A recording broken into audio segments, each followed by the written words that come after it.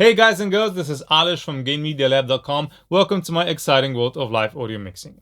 In today's video, we continue with our live drum mixing session, and it's going to be all about effects and reverbs and creating spaces for your drums. But before we get into all that, make sure that you have subscribed to this channel and turned on all notifications so that you don't miss any of the videos that I post every Monday. With all that said and done, let's just start the show.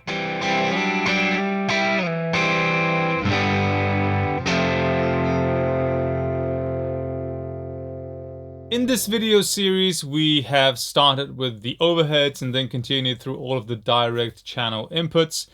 And we have basically finished all of the inputs, their treatment, the EQ, the compression, gating, whatever it is that they needed.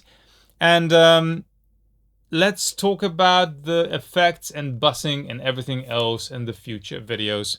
In today's video, we have to first discuss the routing, and then we'll discuss the effects that we can use to create greater sounding drums. But before we get into all that, I think it's a good thing to just remind ourselves where we are at, and just play some of the tracks for you so that you can hear what we have done and what is our starting point for the session. So let's do just that.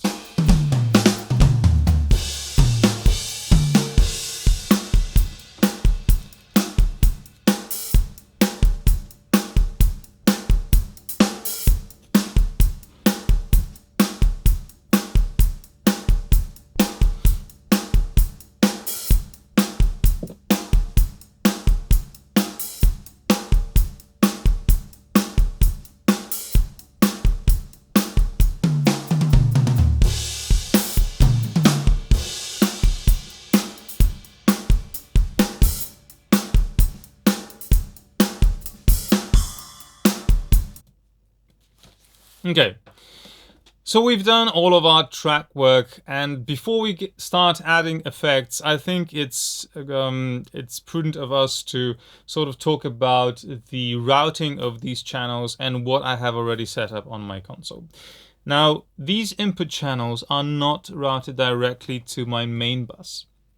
They are first routed to the drum bus, which is going to be a natural sounding bus, and in addition to that, we have another bus that most of these channels are routed to, and that is called the spank bus, or it's going to be used for heavy compression for when we do parallel compression on drums.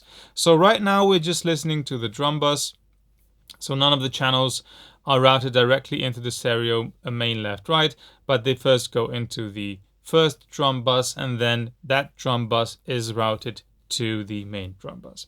Now, why do I explain all that before we get into the effects? Well, because if you want the drum bus to function properly, and if you want to have all of your drum settings set correctly, then your effects for those drums should also be routed to the same drum buses. So that is something that you have to keep in mind, to have the returns of the effects routed not directly to the main bus, but rather into the drum bus, which then goes into the main bus. I hope that is all clear. Let's just see the routing. So you can see that the effects, drum verb, and spank reverb that I have set up on this console are not going directly into the stereo bus, but are going into the buses 1 through 4, so 1, 2, and 3, 4 respectively. And that means that whenever I change the value of the drum bus, that will also keep the relationship between the return of the effects and the direct channels intact, so you will have the same sound regardless of the level of the drum bus. So if you will then mix with buses, that is going to be greatly effective and helpful to your work. Okay, so after all that intro, let's talk about effects.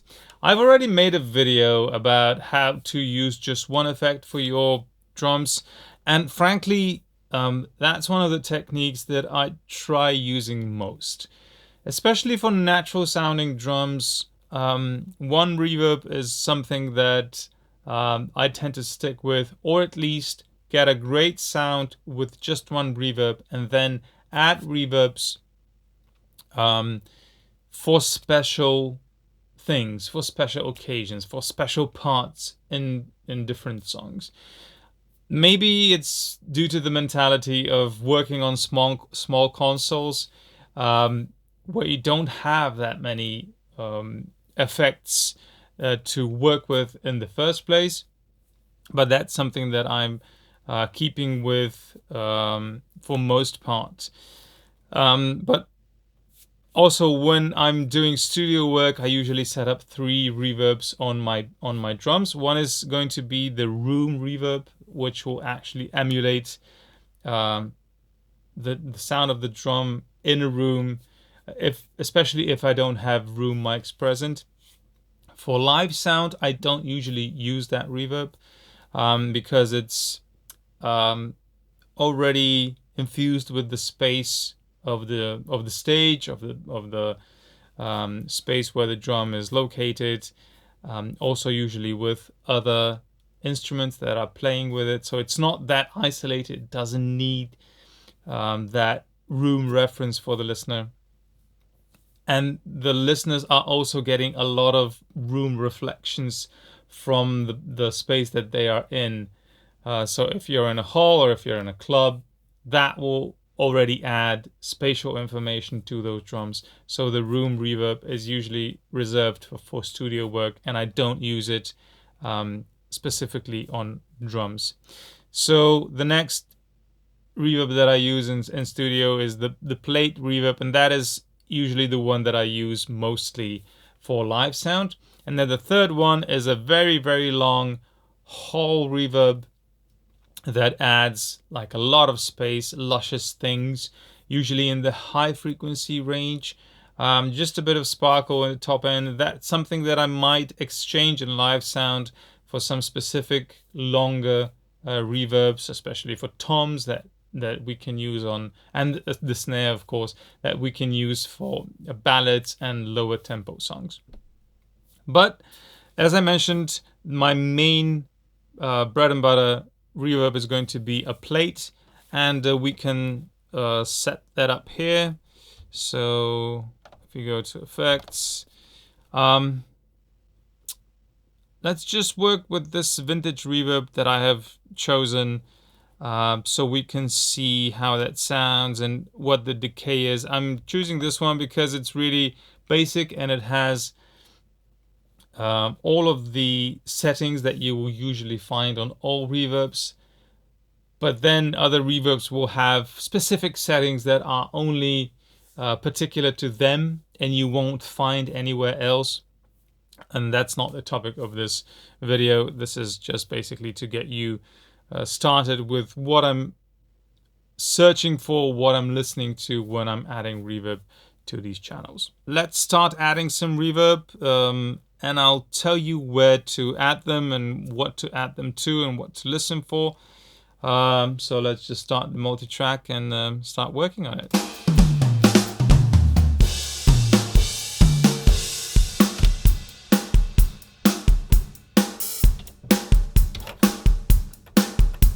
I'll start with the overheads, as usual.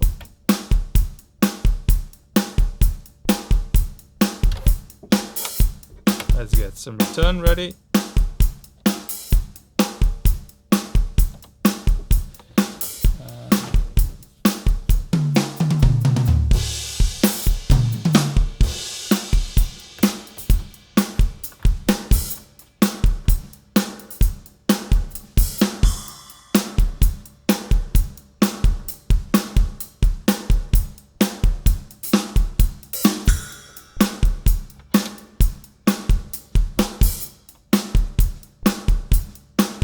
So this is just basically adding reverb to the overheads.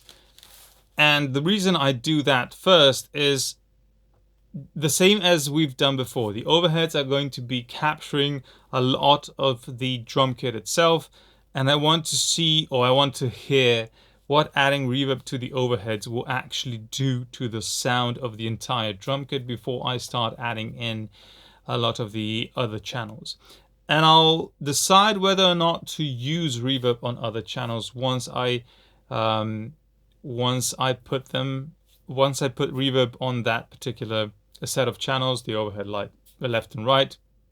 If I also am using like a separate ride reverb or any other cymbals, that reverb will be added to those as well. So I'm basically covering the entire kit from the top down with space. So that already sounds like infused in some sort of space, but let's hear if we can add a bit more just to see whether or not different channels might benefit from having more reverb added.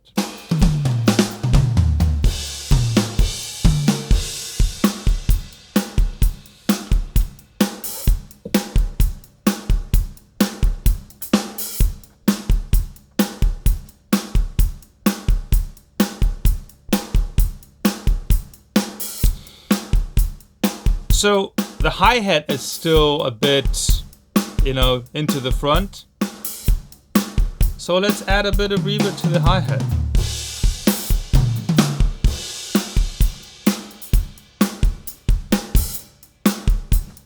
Push it back a bit.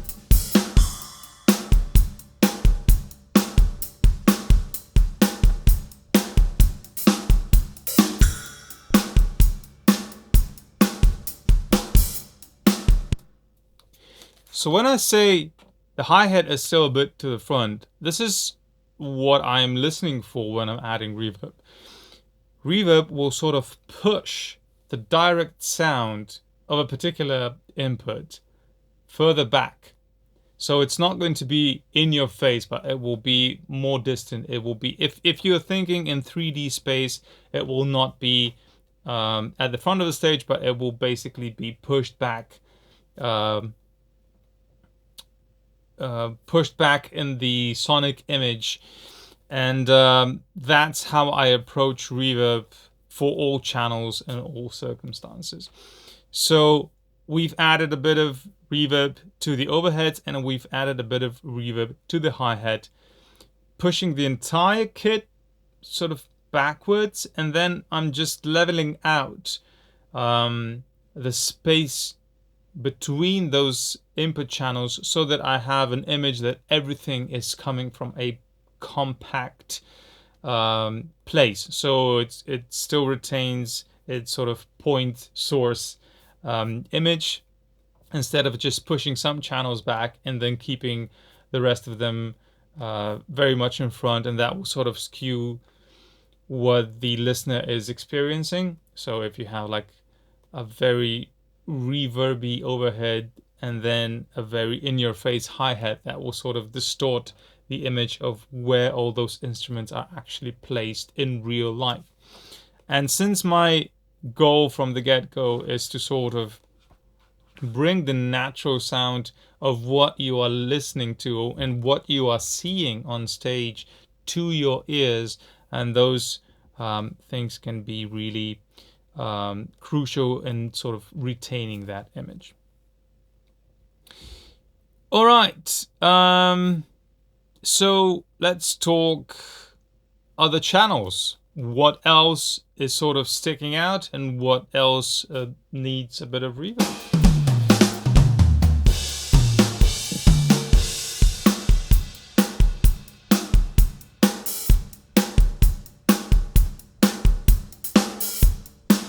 Okay, I wouldn't put reverb on a snare, on a kick, because it's low end frequency. It sort of is coming from everywhere, and right now it's already getting a bit of reverb from the overhead, so I wouldn't push that, but I would push the snare back a bit.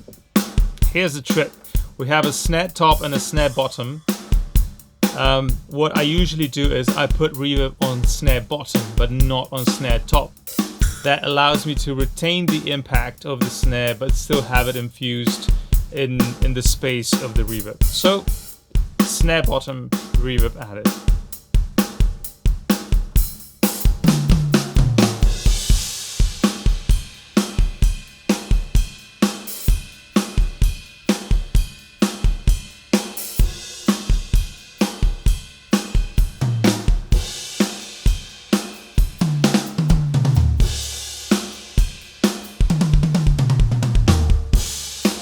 Okay, now that the toms are sort of getting in front, the toms are getting a bit of reverb as well.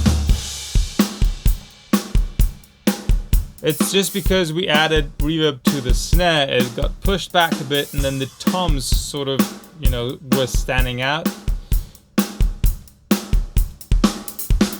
Let's see if we can go to the beginning of the track.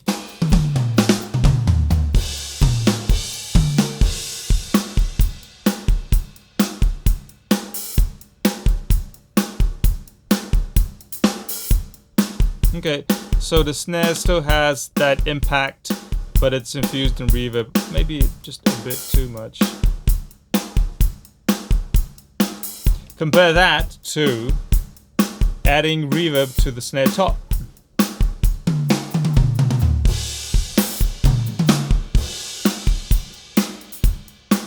That sort of pushes the snare back a bit more compared to this.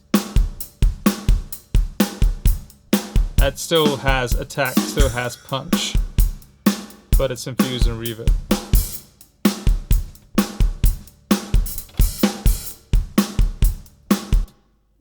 Okay, so we've added reverb to different channels. Now let's talk about the qualities of that effect. So with drums, I tend not to set the pre-delay very, very high, maybe a couple of milliseconds, because I want to sort of retain the space, especially if the reverb is not long. That is going to be sort of crucial in keeping the reverb and the sound of the room sort of connected to the original transient. Low cut, absolutely. It will get cut just above the fundamental frequency of the kick. So I'm sort of leaving the reverb to the higher sounding elements of the drum kit, but I don't tend to put reverb into the low frequencies because it just muddies them up and it loses the entire LF range, then loses its punch. It gets messy and it gets cloudy and it's not effective at all. The high cut is, you know, useful if you want to sort of keep everything in check, but it will influence your sound, and adding space is very, very subjective. I usually tend to use high cut at about I don't know, this particular one has its lowest option set at 10K, but I will go lower than that on the channel EQ and on the reverb return EQ, and we'll talk about that later.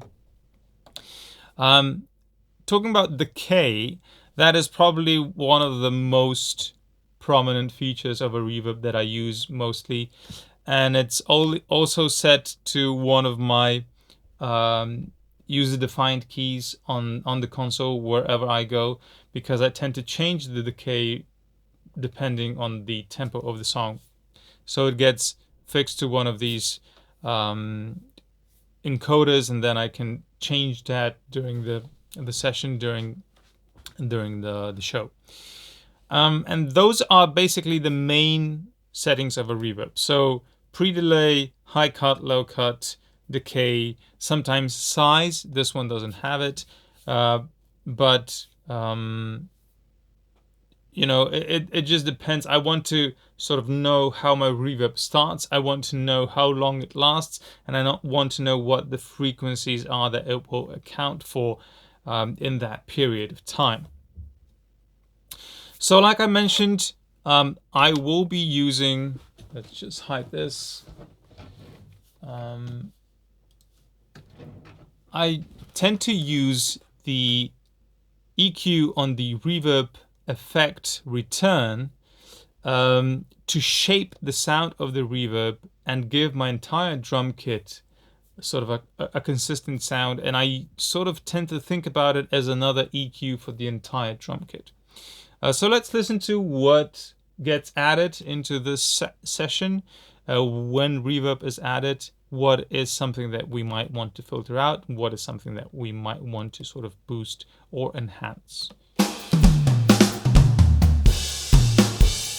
So without the reverb, with. So a lot of low mid sort of gets added to that.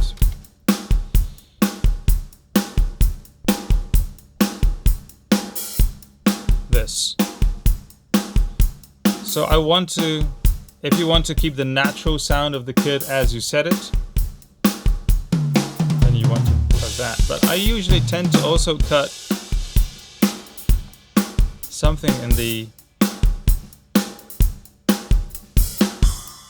around 1K region, just to keep the clarity in check. And then the high will get cut even further in this particular sense.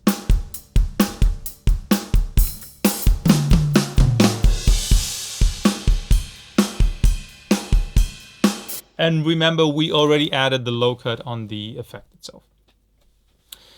Okay, for this video, I think that's enough talking about this primary reverb. And when we talk about parallel compression, I tend to add another reverb to the parallel compression bus. In the next video, we will tackle that, and I hope this one was interesting and informative. If you liked it, don't forget to share it, like it, subscribe to this channel, and of course, check out gainmedialab.com for more delicious audio content. Until next time, take care, makes great shows. Bye.